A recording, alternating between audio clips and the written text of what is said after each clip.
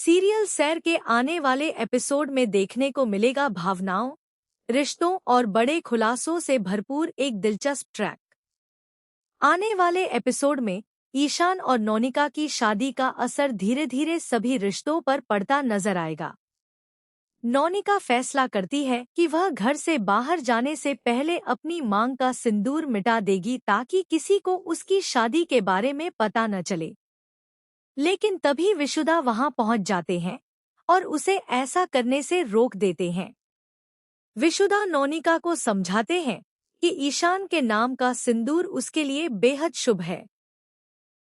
वह कहते हैं कि कम से कम एक दिन तक उसे सिंदूर लगाए रखना चाहिए, क्योंकि यह उसके पति की सलामती और खुशहाली का प्रतीक है।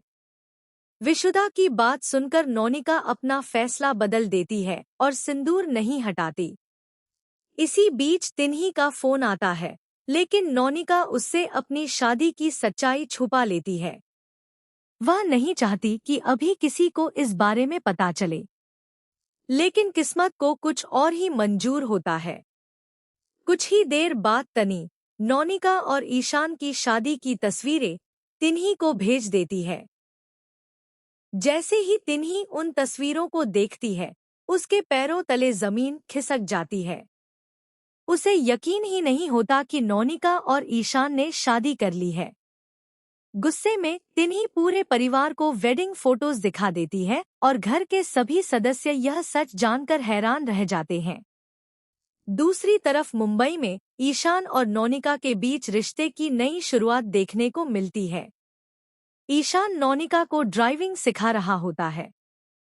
जब नौनिका से छोटी छोटी गलतियां होती हैं, तब भी ईशान उसे डांटने के बजाय उसका हौसला बढ़ाता है और उसकी तारीफ करता है।